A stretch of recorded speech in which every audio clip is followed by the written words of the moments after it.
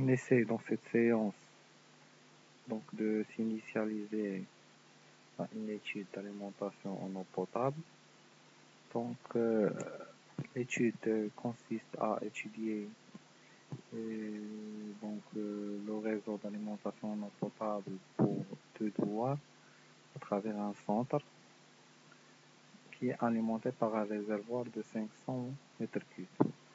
Donc dans ce profil en long, donc j'ai comme des données initiaux les distances cumulées, les codes terrain naturel et les codes extrados, les diamètres et les débits et les profondeurs. Donc pour chaque point, donc j'ai ces données-là et j'ai même les coordonnées de chaque point.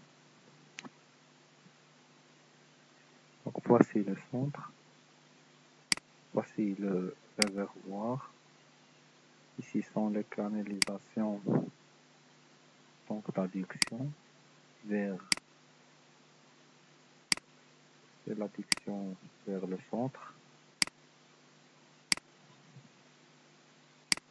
Voici le centre. Donc et depuis le centre, donc c'est la distribution vers les 2 autres douars. Mais en premier lieu, donc l'étude consiste à la première partie depuis le réservoir vers le centre. Voici le centre. Ici. Donc je vais essayer de travailler juste sur cette première partie, donc, et faire les prochaines vidéos pour l'étude des 2 douars qui restent. Donc en premier lieu, c'est ça.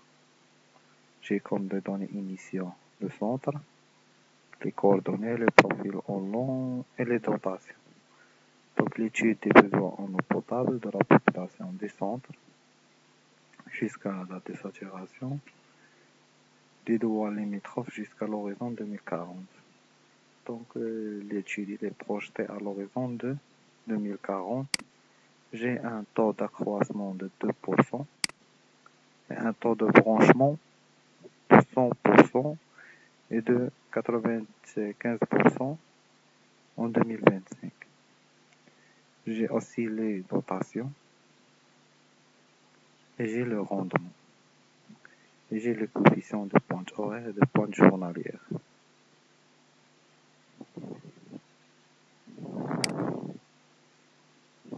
Donc si je veux bien illustrer donc le problème, j'ai par exemple, ici c'est le réservoir, donc ici c'est le stockage, ici j'ai les 2 douars. Donc j'ai d'ici vers ici, donc depuis le réservoir vers le centre, donc c'est l'adduction, et depuis le centre vers les 2 douars, c'est la distribution.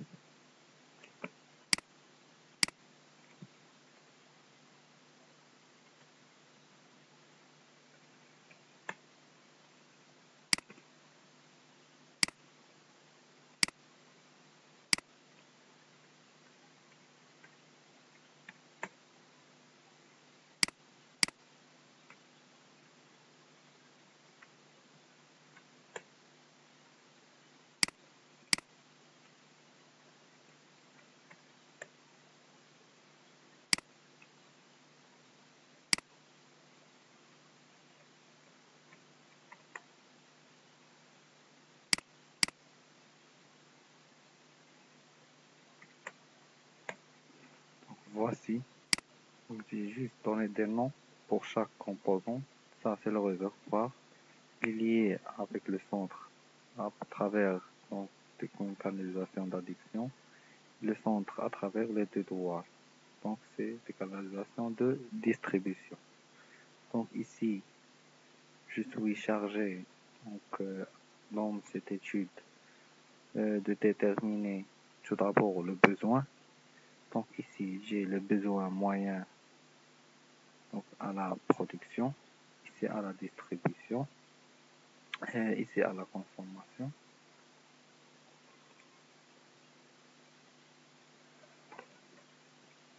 Ici à la production.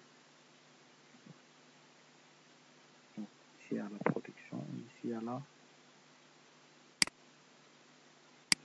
Donc j'ai ici la production et ici la distribution. Donc, si vous pensez de calculer ici le besoin moyen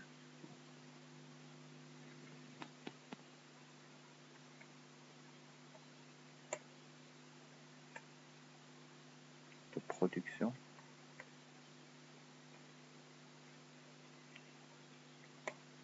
et par la suite,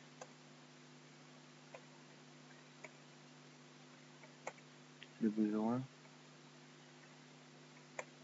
de points journalières.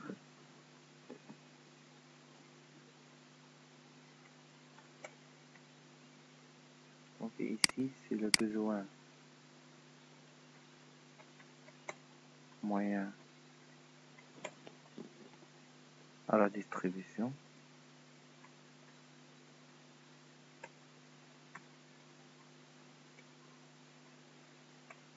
Distribution.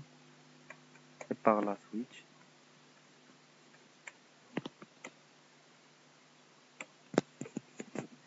le besoin pointe journalière. Non, de pointe horaire. Voilà. Donc à quoi c'est égal? Donc ici le besoin du point journalière à la production, c'est égal à au besoin moyen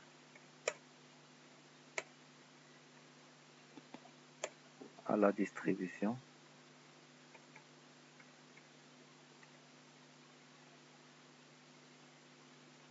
sur le rendement adduction. Donc et ici le besoin, c'est le besoin point horaire à la distribution qui est égal à le besoin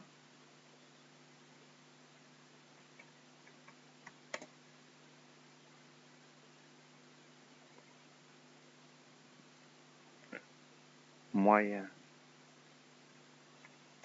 à la consommation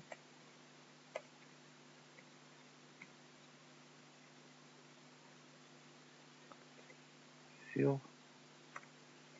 le rendement. Donc le rendement, on le désigne par N et moi je vais l'écrire dans le rendement raison. Donc ici on n'oublie pas donc qu'on doit multiplier par le coefficient de points journalières et ici on doit multiplier par le coefficient de points journalières fois le coefficient de pointe horaire. Donc je vais l'ajouter ici.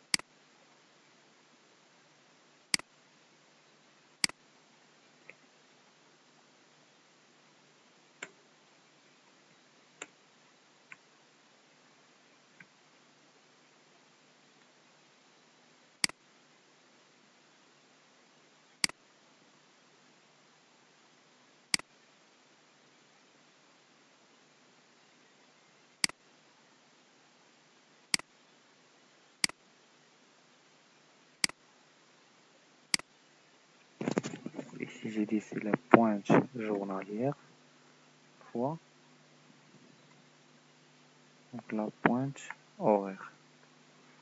Voilà. Donc c'est ça, on récap, c'est ça le schéma de notre étude. Donc il consiste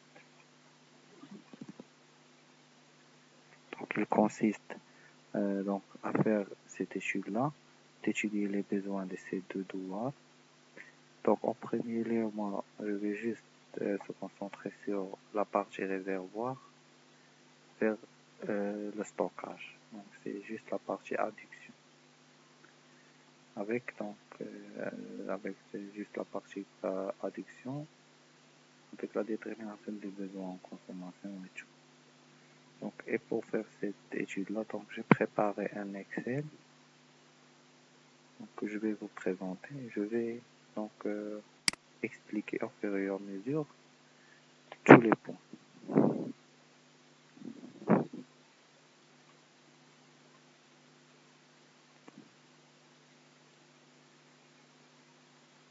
Donc voici donc l'Excel que j'ai préparé. Donc tout d'abord,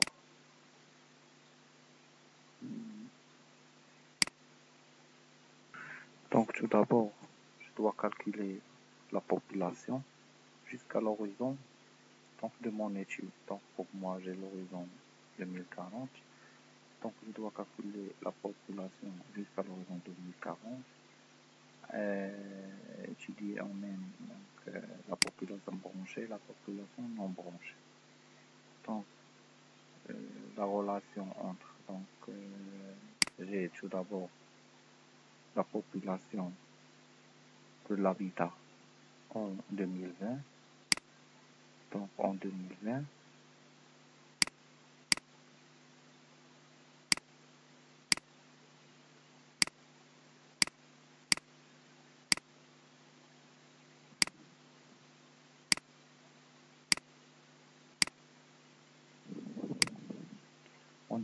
j'ai 2072 habitants. Donc ici la relation PN, par exemple P 2025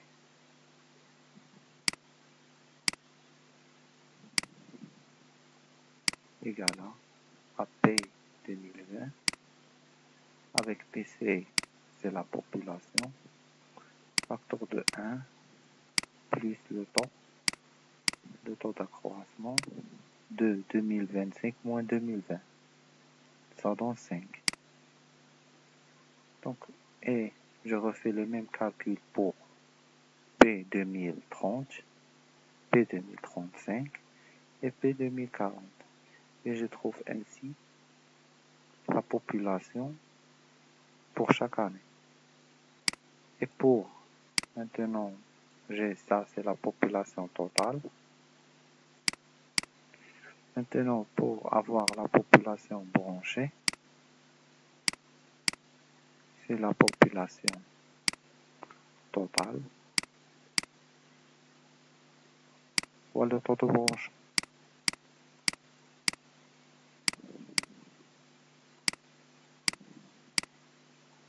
Et la population non branchée,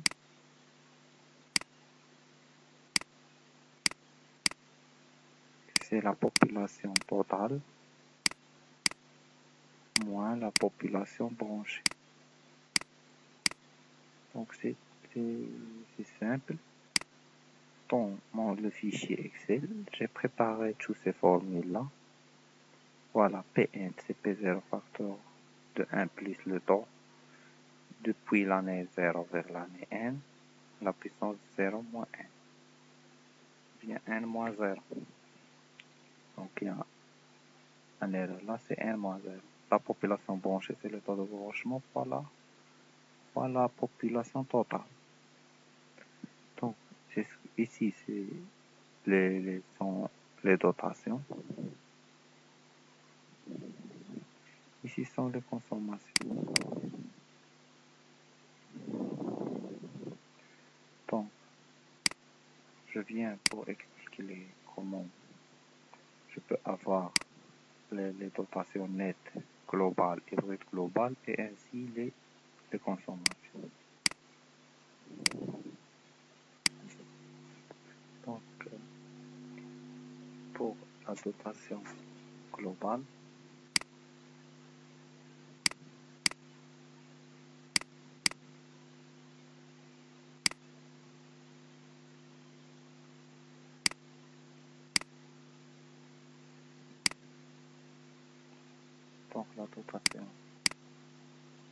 globale, c'est la somme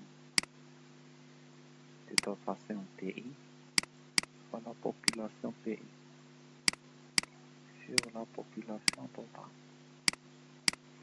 Donc, par exemple, pour ce cas-là, donc, il est déjà par là, il est déjà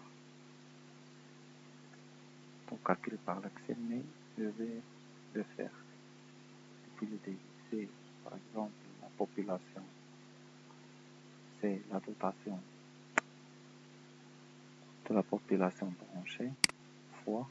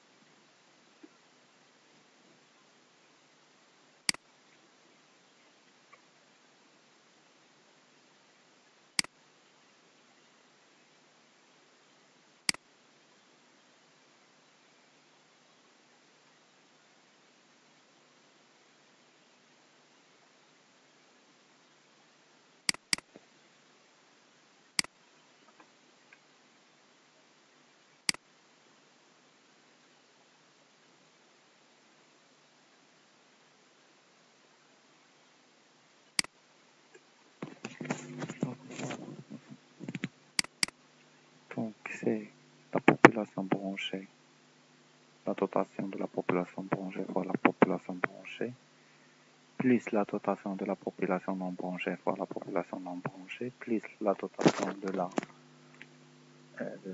l'industriel fois la population totale, plus la population, donc la dotation du touristique fois la population totale, plus la dotation de l'administratif fois la population totale. Et le tout sur la population totale. Donc c'est 70. Et pour la dotation brute globale, c'est la dotation nette globale sur le rendement global. Donc c'est simple. Pour la consommation, il est en mètres cubes par seconde. C'est juste, c'est la dotation fois, fois la population, fois 10 à la puissance moins 3.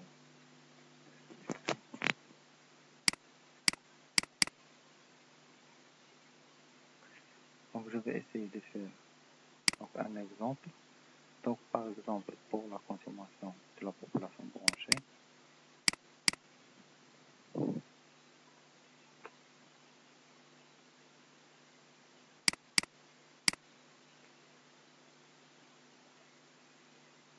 donc j'ai ici la population branchée fois la dotation de la population branchée fois 10 à la puissance moins 3. C'est 0.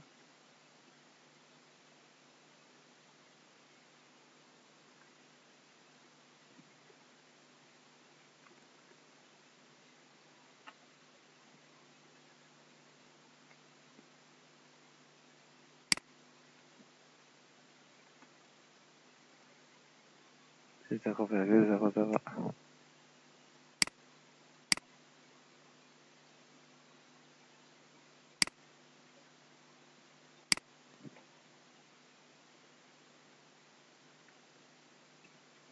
Donc voilà.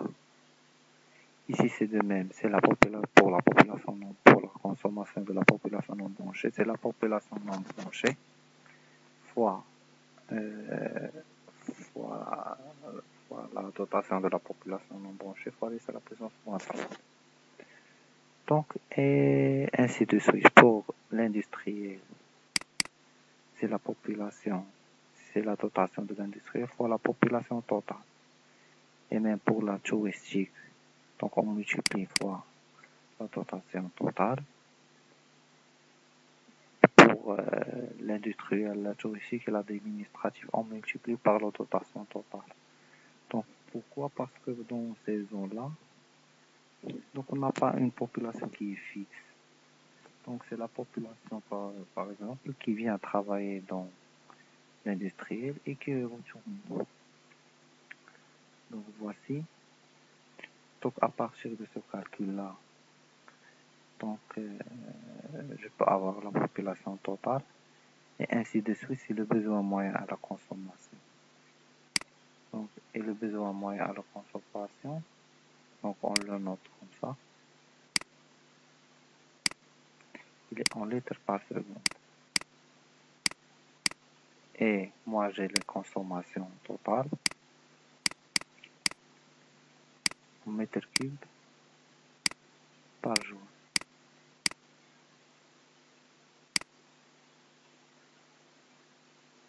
Donc je dois faire cette conversion-là. C'est la consommation fois 10 à la puissance 3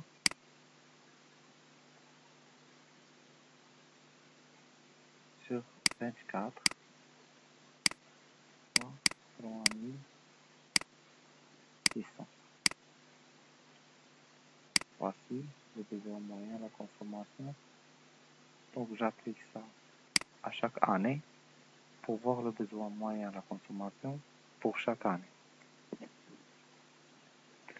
Donc maintenant, donc, je suis en courant, je viens pour la distribution. Donc le besoin moyen à la distribution,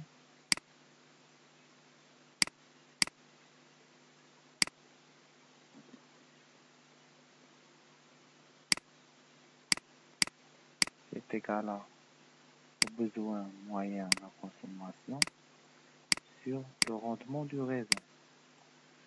Donc, comme ici j'ai le stockage et le centre, j'ai ici le stockage, ici j'ai les abonnés.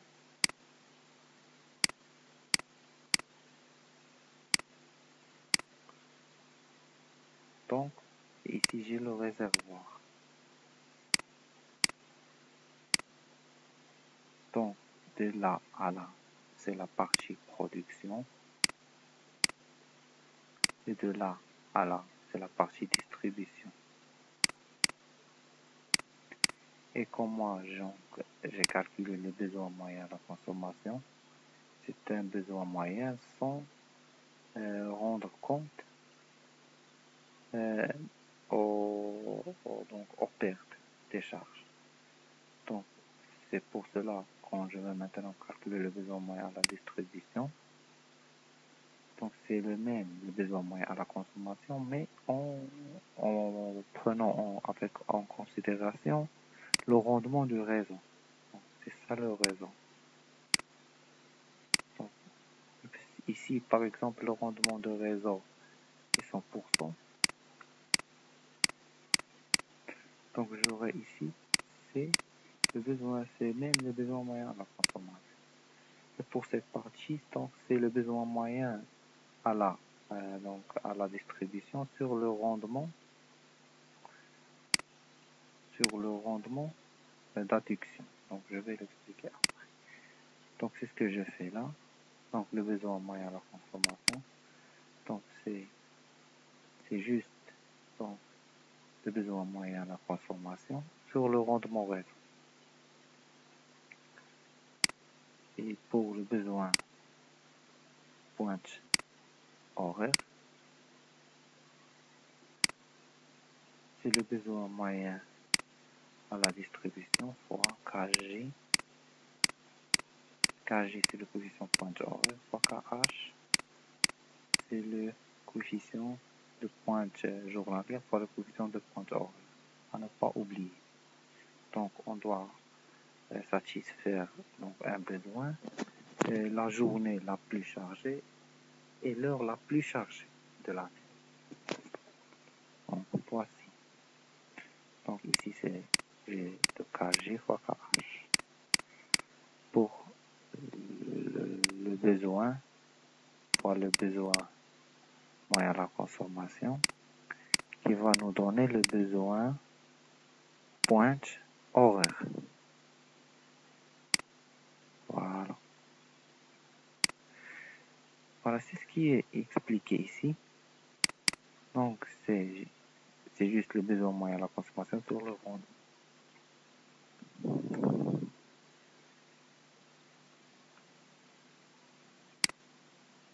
Et ici, donc je vais refaire un autre schéma. Donc j'ai dit que j'ai ici le réservoir, ici le stockage, j'ai ici les abonnés.